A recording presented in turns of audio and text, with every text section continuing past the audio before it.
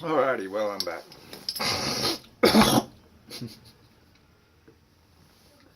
Amazing how it clears out the silences.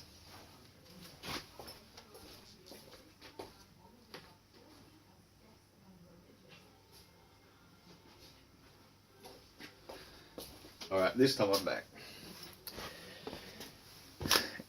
I got the radio going, so if you hear any copyrighted music in the background, just ignore it because it's copyright. I hate copyright. Have I mentioned that? I hate copyright. I don't just hate copyright, I hate patents. I think patents are what's fucked up this world. You know, if we design these great new inventions and they're all made freely available to all humanity, and that, sure enough, yeah, the people that manufacture it get paid a decent wage for it and everything, everyone makes a living off it, but this idea of earning information or technology or words on a page or music or anything, it's a selfish, ugly invention of somebody, and usually not the inventor either, but somebody making a massive profit off somebody else's ideas exclusively, and then going and fining or suing other people who try and also use the idea. I don't see anything fine about that at all. I think it's disgusting that some group of humans can be so greedy. And a lot of people think I'm anti-Semitic for having these feelings. Well, I'm not anti anyone except greedy fuckers, no matter what fucking race or religion or anything they are. And if they just happen to be a certain race who thinks they're better than everyone else, that they're God's chosen people, and that they can just profit off everybody else for doing fuck all except for being clever bastards and making all the laws, and they justify it by saying to themselves, let he who will be deceived be deceived. Now, that's dishonest. Thou shalt not bear false witness to thy neighbour. Oh, but you can deceive them. Oh, that's fine, because that's not the same as testifying against them in court. It's just tricking them into giving away what they're too stupid to know better to do, and so you think it's okay.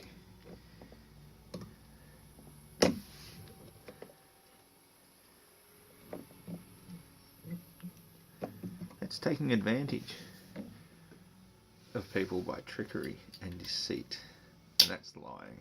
So that's the equivalent of bearing false witness. So don't try and make up all your excuses for what you do. If you revealed all the truth first, then it would be fine. If a man honestly enters into a contract agreeably, knowing all the terms and conditions, then that's good. But yeah, they all have to be revealed. You can't trick somebody into something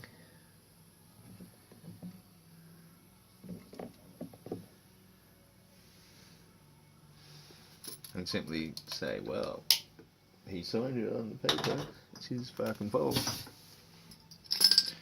Anyway, I didn't even sit down thinking I was going to talk about that.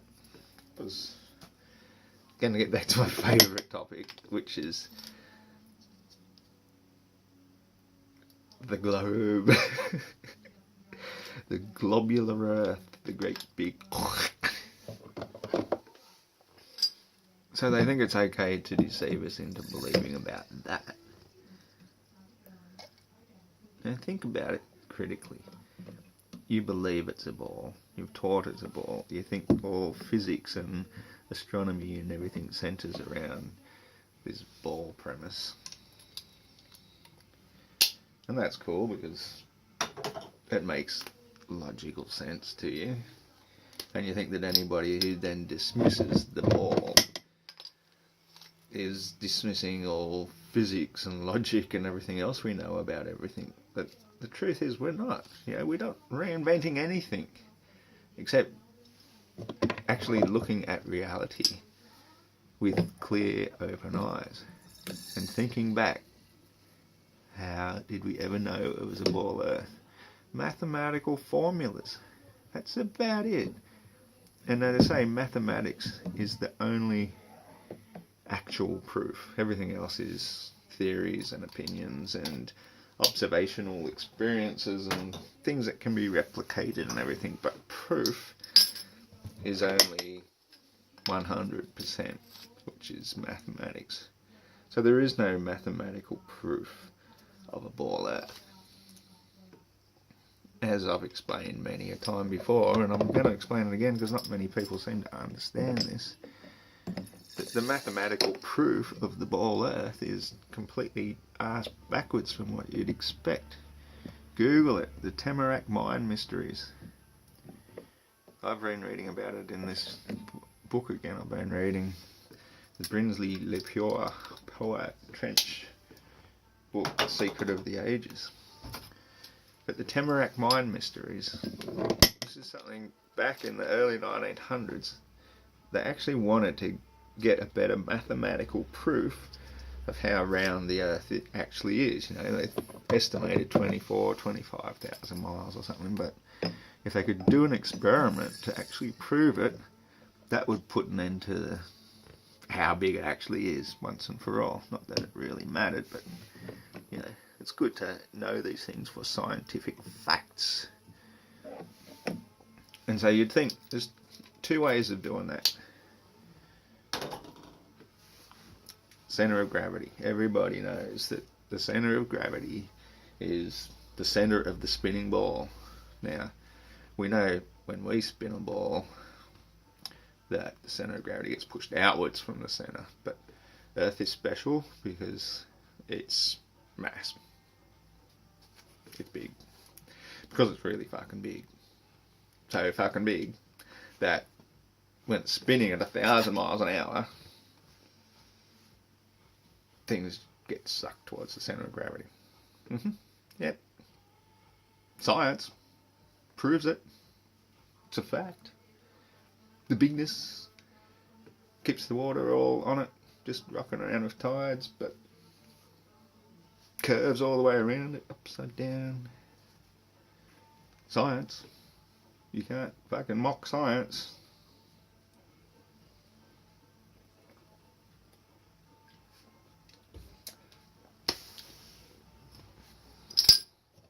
So, where was I? Mocking science again. Let's have a little bit more there. Why not? Very scientific here. This is organic beer. Like my stories and my rants, they're organic.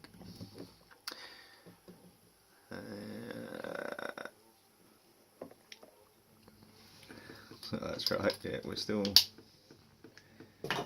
curvy oceans around the ball. Yeah, because it's... You're not meant to make it fizz when I open you. Oh well.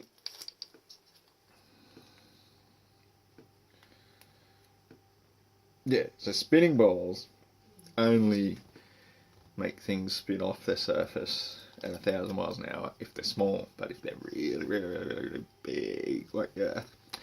So of course they were trying to find out exactly how big. And that's where I was getting back to the two ways. I don't actually have a ball handy at the moment, but I'm sure you could picture a ball, you know how round and spherical and shit they are. Well, if you were to measure the circumference of the ball, one way of doing it would be to point two pins directly into the centre from the outside surface somewhere, and then measure the distance between them at the surface level, and then where they're about an inch up outside the ball, measure them there, and whatever the difference is in the distance, you could calculate that using, you know, pi and R and squared, stuff like that, and trigonometry. That's all part of the equation, because science and maths, that's the only way to prove things once and for all. So you could do that, and you'd be able to calculate the circumference of the ball if you're able to calculate all the other lengths and angles and arcs. But it would be much easier even if you assumed the centre of gravity was the middle of your ball, and so you used the centre of gravity, what they use to make buildings straight and tall, and put poles up and all sorts of erections, because men like making their erections. And so to make them exactly straight and tall, they hang a weight from a string, which is commonly called a plumb bob, and it's accepted that the centre of gravity attracts the mass of the weight towards the centre of the earth to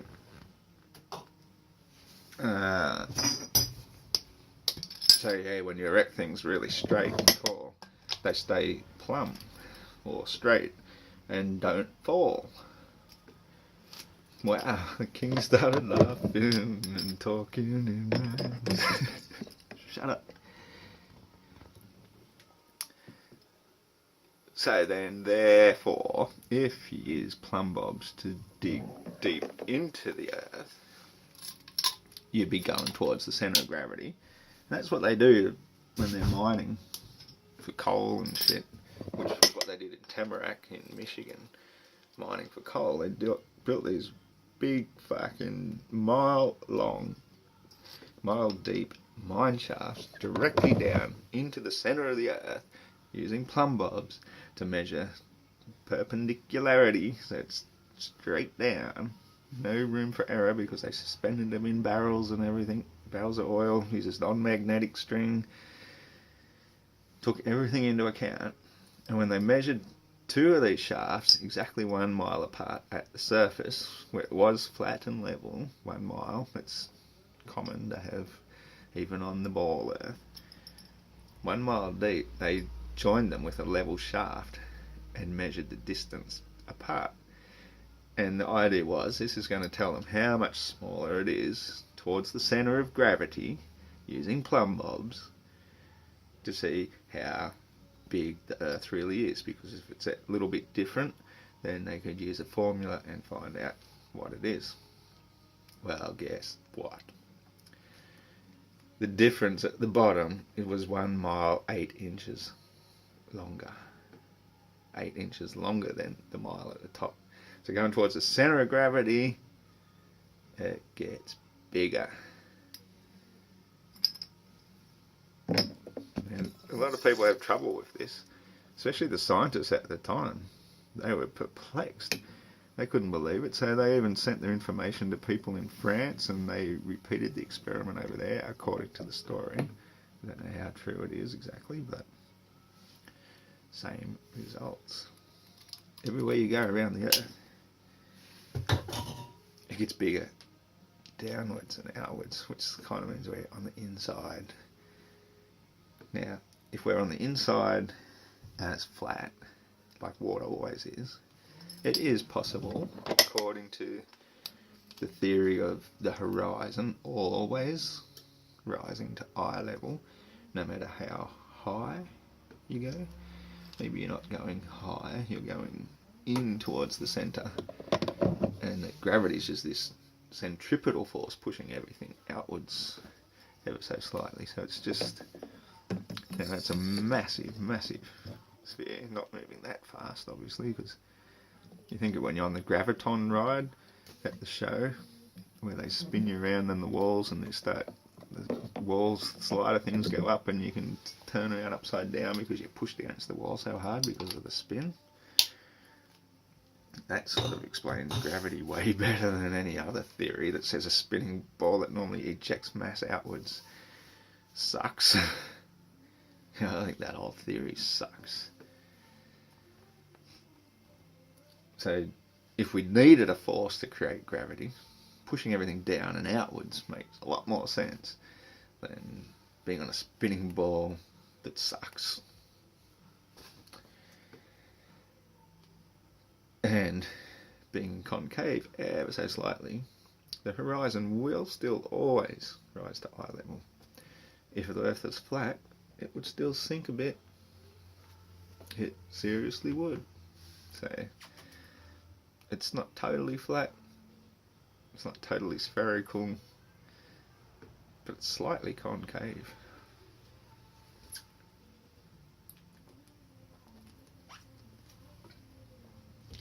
Possibly by 8 inches per mile. The opposite way of what they actually say the curve goes on the Earth. They say it curves 8 inches every mile, 8 inches squared, away from you. But maybe it's actually, man, Morgan Freeman, and your 6 was 9. Everything's getting turned upside down. Hurdy-gurdy, hurdy-gurdy, hurdy-gurdy, he sang. Here comes the hurdy-gurdy man, and he's singing songs of love. Hurdy-gurdy, hurdy-gurdy, hurdy-gurdy, he sang. Mysteries of ages past, unenlightened shadows cast, down to all eternity, the crying of humanity was then when the hurdy-gurdy man came singing songs of love. Hurdy-gurdy, hurdy-gurdy, hurdy-gurdy, he sang. I'm so glad I got around to bottling this beer tonight. I worked all friggin' day, and I've got to work early again tomorrow morning, so I can't stay late at all. This is going to take all fucking night.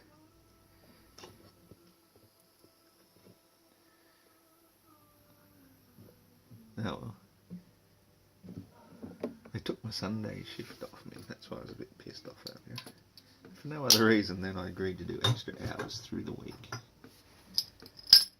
Because somebody's mother died and I had to cover extra shifts. Of course I'm going to do the extra shifts, but not because I think I'm going to lose me Sunday fucking shift. Sorry, I shouldn't get distracted with real world issues. Let's get back to the fantasy ball. Everybody comes and comes again. If your name is on the guest list, no one can take you higher. Everybody says I've got great balls of fire. Oh, I've got big balls.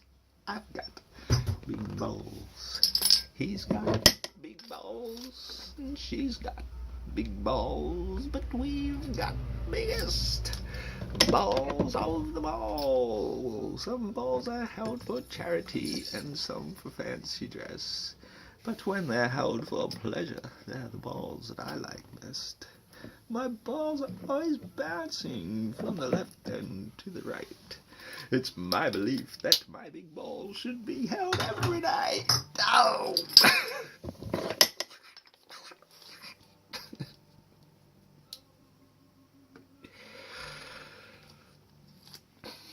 Gotta put a bit of comical relief in here and there. If you're not laughing, then you're not having a good time, and you're probably psychologically fucked up in the head.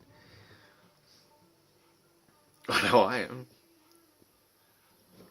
It's actually getting worse, and it's a good thing. I'm actually enjoying the ride. Like, I am going mentally insane. I have been for a long time, actually. And it's not because I'm a lunatic or an idiot. It's because I'm too intelligent. It's not a gift. It's a curse. And I'm not like super intelligent. I'm only like at that 148 point on the IQ test. 148. Oh, what a coincidence. And yeah, thank goodness I'm not more intelligent. Like Tesla intelligent. That would be awesome, but you know, I just use me death rate a bit too often. You know, and I'm trying to be a good person, even though I know deep inside there's something really mentally disturbed with me, and I probably should have been locked away. But I have just enough self-control that I don't do it. Act on the impulses, like I know right from wrong.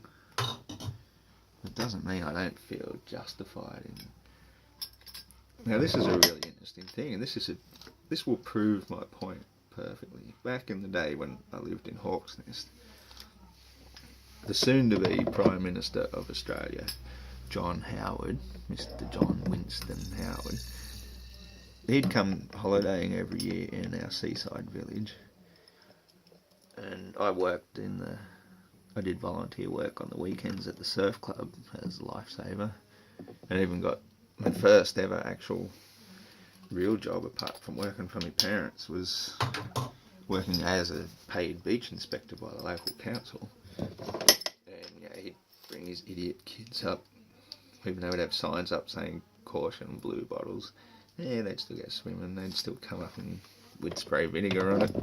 Excellent placebo, that one. Just makes you feel like you're doing something. Spray some vinegar on it. That feels so much better. It does work to a degree. So anyway, we had, like, I think it was the surf club, might have been the new opening or something, when they did something, I can't remember. There's some sort of special function, maybe just a Christmas party. And Mr. Howard attended, and I knew instinctively that this man was going to be responsible for the death of hundreds of thousands of people, which is what he has done with sending Australians off to war in bloody Iraq and Libya and Afghanistan and all these places that they're still sending Australian people off to do. I just knew that the right thing for me to do at that very time, when he was introduced to me and shook my hand and repeated my name and then promptly forgot it, is I should have put him in a headlock and rushed across the balcony and smashed him onto the concrete on the other side, because it would have saved a lot of lives. But I instinctively self-preserved myself instead, because I knew I'd get in a bit of shit for doing something like that and probably spend the rest of my life in jail. And it is a pretty strong deterrent to not act on your instincts, no matter how much you might regret it later in life. But I guess that's how I am here where I am today, and a free man able to drink beer, make rants, talk about shit I want, and say that, well, no, unless you actually do the crime, then thinking about it isn't quite something that man's laws can still get you for, and I'll pay for it later, because the thought of doing something is as bad as doing it. That's true. I respect that law very much. So, yeah, I didn't act on it, just as I don't act on a lot of things that probably truly insane mental nutter without self-restraint would probably do. And so I guess if I haven't broken any laws, you can't arrest me. So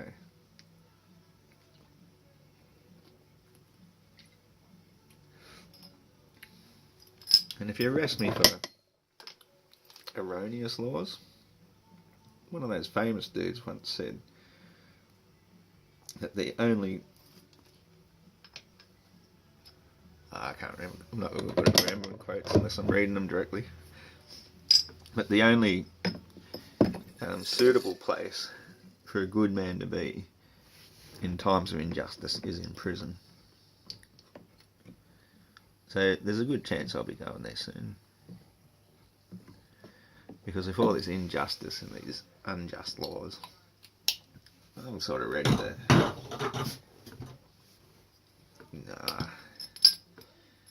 Nah, I wouldn't. I don't know how to make bombs.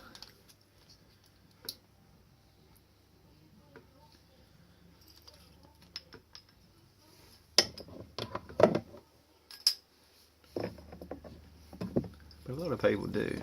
And I wouldn't like to incite anybody to do anything, because I don't believe in violence at all. The only solution to everything is when there's a win-win solution, because when you have a win-lose situation, everybody loses, because that's just nature. There's win-win or there's lose-lose. Not both. Well, I'm pretty pleased with that.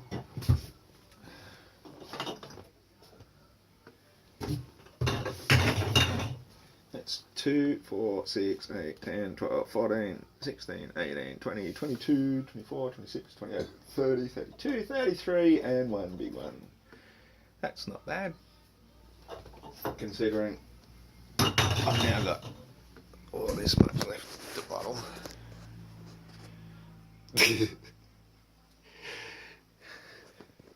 I don't know if you could see that. Can you see that? I can see it now. Coming along nicely.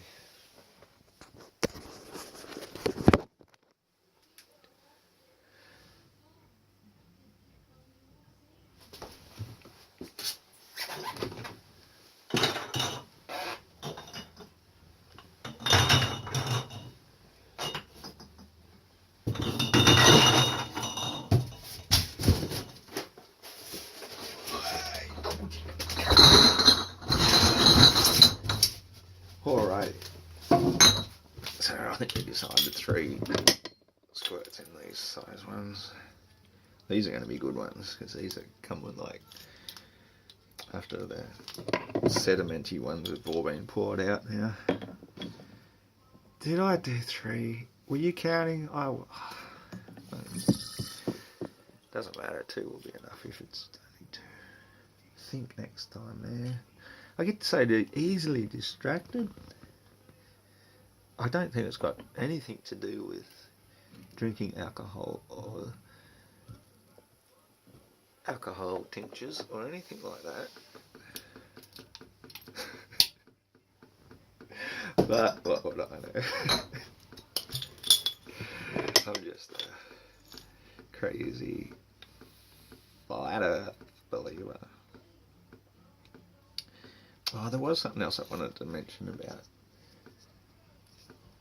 flat Earth. It's escaped me now. It's something that one of the fellas I've been discussing it with kept bringing up. It's the trouble when you work too much, you forget stuff that we're going to say. I pause. Ah, cool, it's resumed. Okay, so here's one I prepared earlier.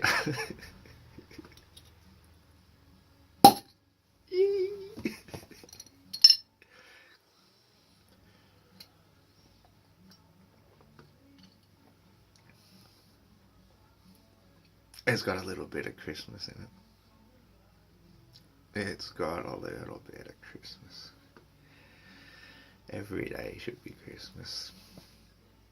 Think about that. We got helium blimps wafting around, making all the deliveries for all the things we can just order on our phones online, dropping them down our chimneys every day. Order your breakfast, order whatever you want. Every day could be Christmas. We have the technology. The only thing stopping us is human greed. Yeah, human greed. Based on limited resources on this non-infinite plane, because it's a finite spinning ball with finite resources. So human greed means we can stop all this wonderful technology from benefiting everyone around the world. So that's why I'm going to have to talk quickly about another idea I had. Now, a lot of people told me now that won't work, and so it's still a theory. You know, why don't you do it? I was like, well, I don't actually have all the resources to do it. But if you had wind turbines, you know, they work on wind, obviously spinning them to create energy. And you had, as I've shown before in the previous rants about the helium blimp, the air-multiplier as a fan source. And you just made a giant donut-shaped wind tunnel with one of these air multipliers sort of at one end of it, and then a heap of wind turbines all the way in it around this wind turbine, because if it's a donut shape, the wind's got nowhere else to go except forwards, you would think. Just keep blowing air into it. Every one of the turbines is going to turn, and you're not going to lose any air pressure pretty much, because the air's only got one way to go, and it's around and around and around. And you could drive 20, 30, 50 wind turbines up in your ceiling in this closed donut loop of air, and every single one of these turbines is creating more electricity than you'll ever need. Yeah, you'd only need one of them to run the fan. The rest of them are all a bonus. You know, that's the Savonious Rotors, wind turbine type things. So do it. Create a wind tunnel, perfect ring, fill it with airtight turbines, shoot some air down it, even just one air compressor or something, but the air multiplier seems to make sense to me. Whichever way you do it, shoot a giant fan down it, air blower, blow 50 turbines around, and sell the electricity back to the company.